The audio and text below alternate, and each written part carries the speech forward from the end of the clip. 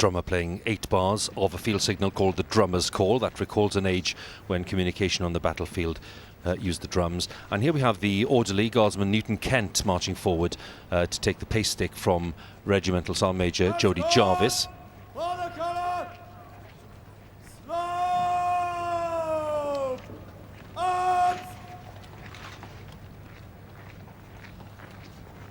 Reminder! Change! Arms! Standards! Ace! Escort for the colour! In close order!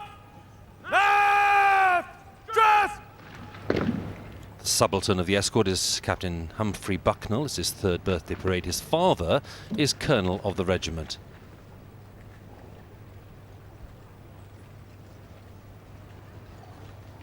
And he gives the order for members of the escort to take up their dressing in close order for the march forward to collect the colour. For the colour will advance by the left! Quick march!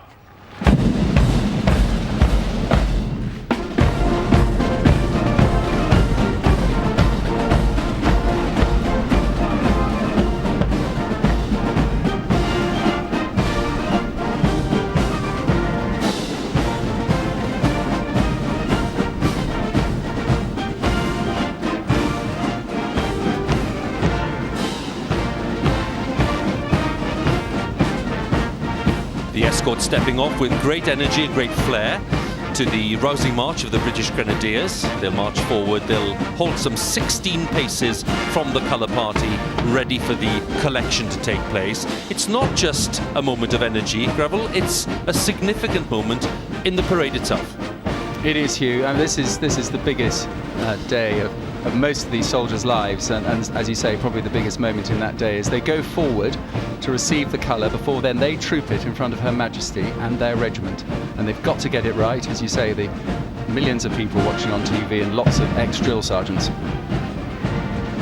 Well, it's a big moment for the escort, especially big, I dare say, for the Regimental Sergeant Major Jody Jarvis. It's a bit of a miracle that he's actually here today. Well, it is. I should start by saying that he got some fantastic news last night. He's been awarded the Meritorious Service Medal on the Queen's Birthday Honours List. But as you say, he broke his ankle 8 weeks ago on a run in Windsor Great Park. So it's very lucky he's here at all.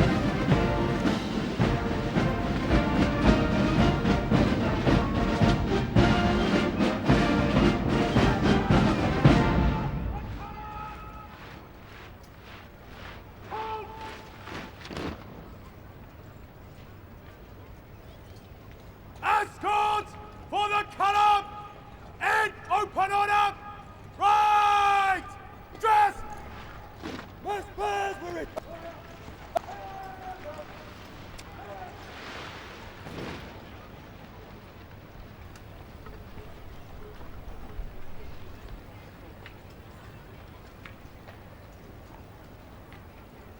Mass bands have turned to face the colour party. The Senior Director of Music making his way to the front.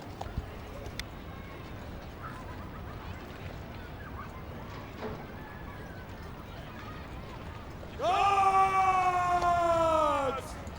Shut! Change! Arms! Slow!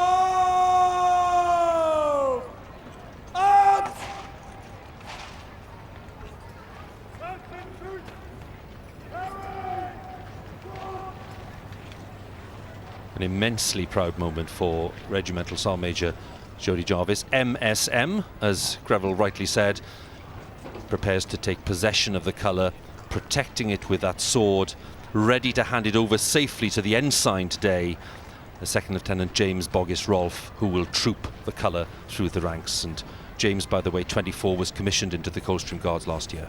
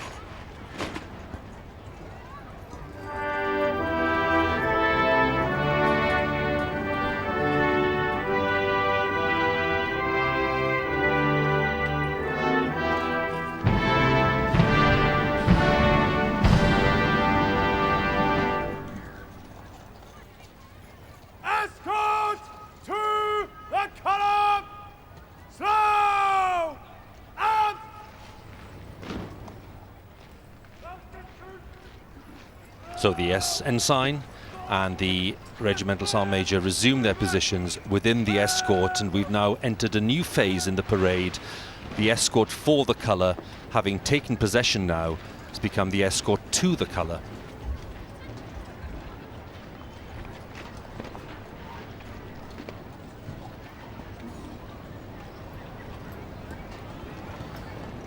Escort to the colour! Chain up!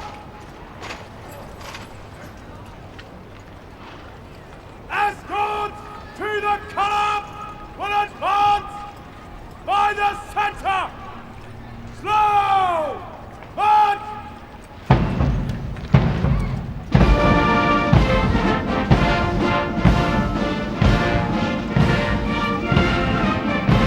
So the escort advances in slow time.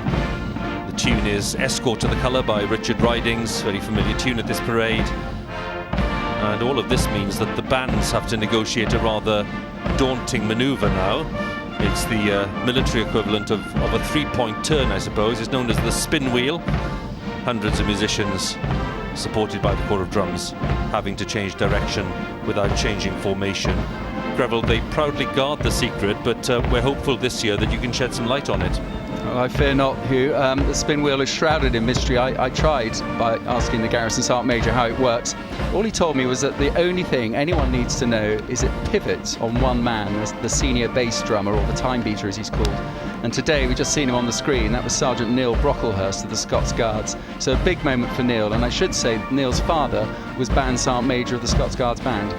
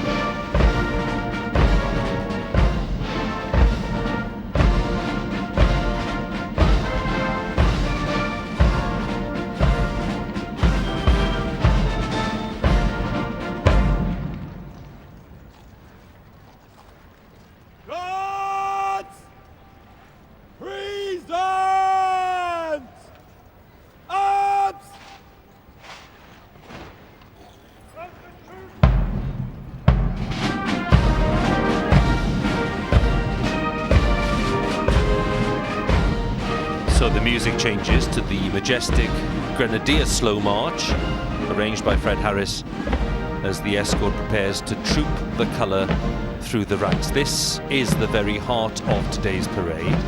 This is the symbolic foundation of the parade itself, and the specific honour is to parade the regimental standard or colour as a rallying point, as armies have done through the centuries.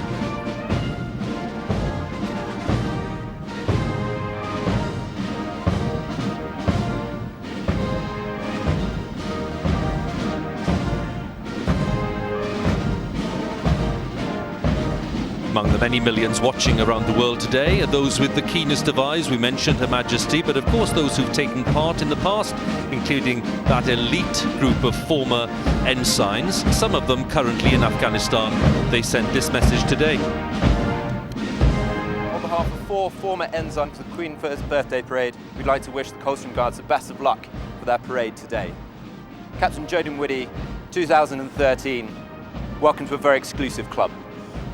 Captain Fred Mills, Ensign 2007. I'd like to wish Lieutenant Boris Rolfe all the best for his performance today. I'll be keeping a keen Coldstream eye. Captain Ollie Wace, Ensign 2014, wishing Nijmegen Company the best of luck on this day. Major Andy Seddon, I was the ensign in 2003. I'll be looking out for Major Colby, captain of the escort, who comes out to replace me here in Kabul on the Sunday after the parade. Lots of nice messages for today's ensign. Greville, you're a former ensign, so how does this moment feel for James? I mean, this is a wonderful moment for James Bovis Rolfe. It doesn't get any bigger as he shows the colour to all the troops on parade, and I have to say he's looking absolutely immaculate as he carries out one of the oldest military ceremonies in the world. Well, we met him the other day and he was telling us about his pride, his apprehension certainly, but his determination to do a good job. And he explained a little about how he felt about being given this honour.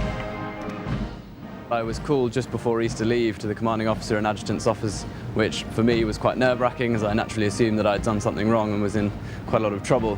But luckily when I got in there, they smiled and gave me the good news that I was going to be ensign and carrying the colour on the Queen's birthday parade. It's very nerve-wracking. A lot of people have put a lot of work in, and you need to make sure that you do your part well so that you don't let anyone else down, whether that be the other people on the parade or the Queen herself, who is obviously overseeing it. So you need to make sure it goes well. Soon to be Chief of the Defence Staff, we have Gavin Williamson there, who is the Defence Secretary, and then gentleman with the grey hair just to his left is Jim Mattis. That is General Jim Mattis of the US Armed Forces, now the Secretary of State for Defence in the Trump administration, so probably the most high-profile guest among those in the stands today, General Mattis.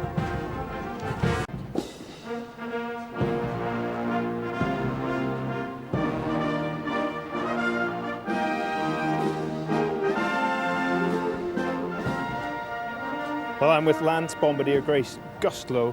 Grace, you've just been awarded quite an accolade. Can you tell me what happened and what you've been awarded? So I was awarded the commendation from the Major General of London District Household Division. It was an incident that basically happened last February, where I was involved in a runaway gun carriage. So I'm in the King Street Raw Horse Artillery, which you see today. We have 6 horses pulling a 2-ton World War I gun, and we were doing a practice exercise on Cheltenham Park in Woolwich, where I ride in wheel, which is the closest set of 2 horses to the gun, and my centre driver got unseated in front of me, of which then that horse tried to overtake the lead horse, and she got unseated unfortunately as well. So it left me on board my horse with like 4 horses in front of me, pulling and galloping around the park. So suffice to say, we managed to avoid some obstacles, which I don't know how miraculously it happened. And all I could sort of do is sort of try and slow the gun team down and try and use my 2 horses to lessen the pace and stabilise the gun, really. Wow, that's incredible. Now, you were injured in the incident yourself and you ended up at Headley Court. Yeah. What's your time there been like? Like brilliant, really. I can't thank the medical staff enough, but to be quite honest, it's more the patients there. They've got such like courage and determination to overcome such horrific and catastrophic injuries that it really does make you very humble to meet a lot of the people and overcome your own injury. Fantastic. Well, thank you so much for speaking to us today. I hope you've enjoyed your day. Thank you very much. Cheers.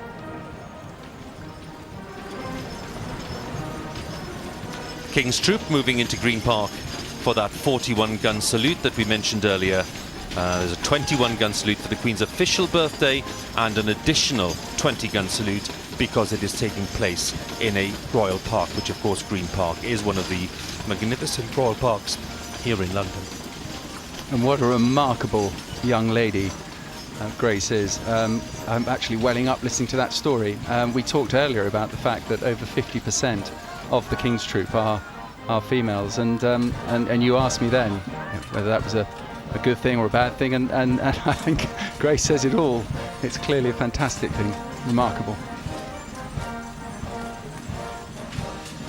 King's Troop, of course, firing their guns on important ceremonial events.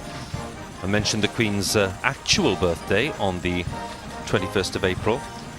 And this year, 2 days after the Queen's birthday, the guns were firing again when Prince Louis was born. That was on St. George's Day, the 23rd of April.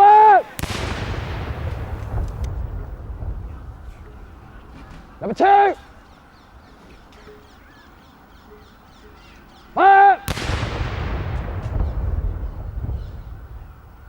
Number 3.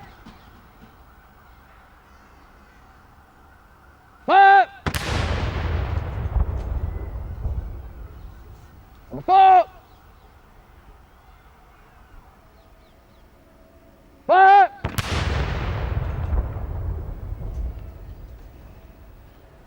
Number 5.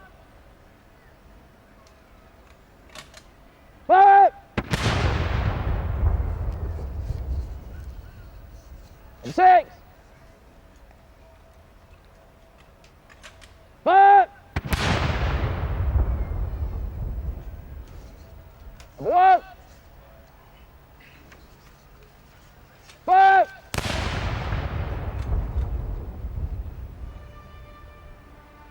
Number 2. Fire.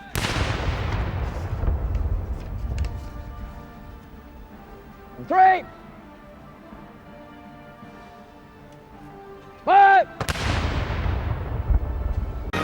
And here it comes. First element, 2 helicopters, a Puma and a Chinook.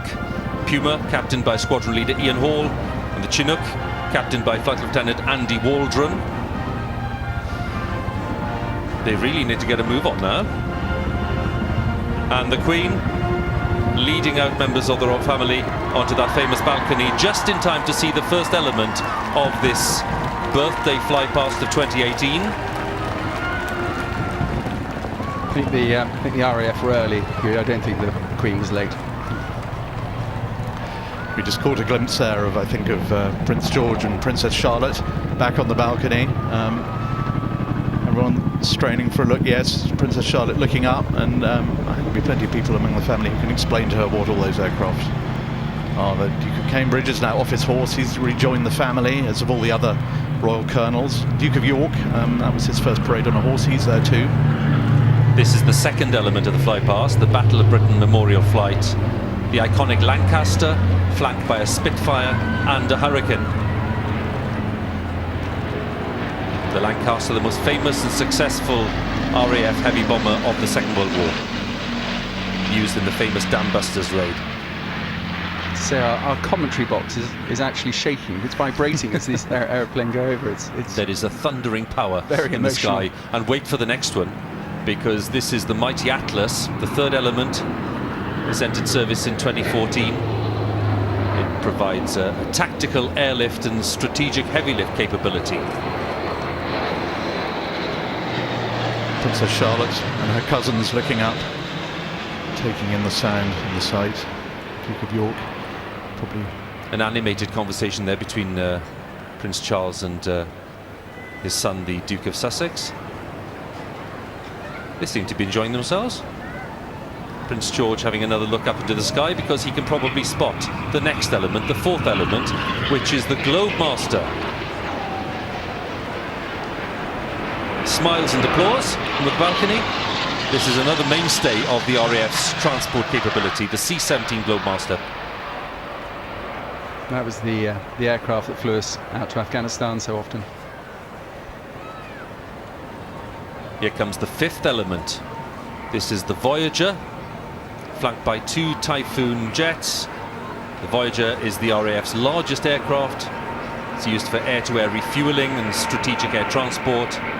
And of course the Tornado GR4s from RAF Marham, the ground attack and reconnaissance aircraft. And we're all standing by for the 7th element, the Royal Air Force Aerobatic Team, the Red Arrows, based at RAF Scampton in Lincolnshire. It's their 54th season. Squadron leader Martin Pert in charge.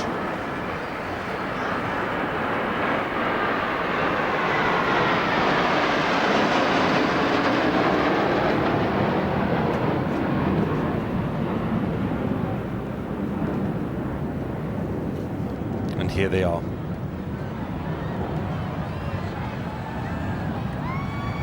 Always a dramatic sight, an inspiring sight at the end of the birthday parade. Look at that.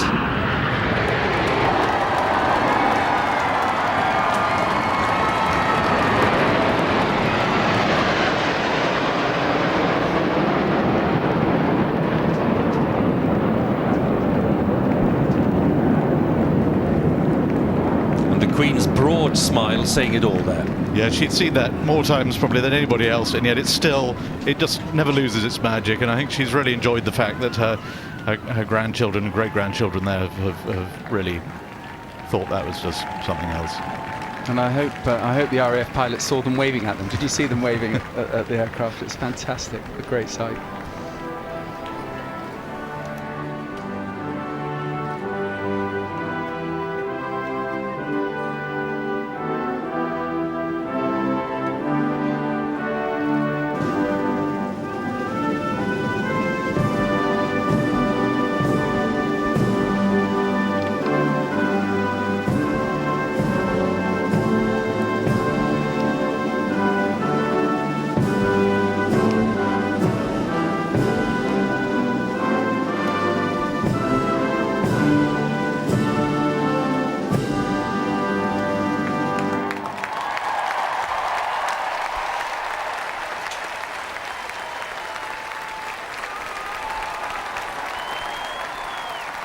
The Queen acknowledging the crowd, and it's a lovely sight for them today, Robert.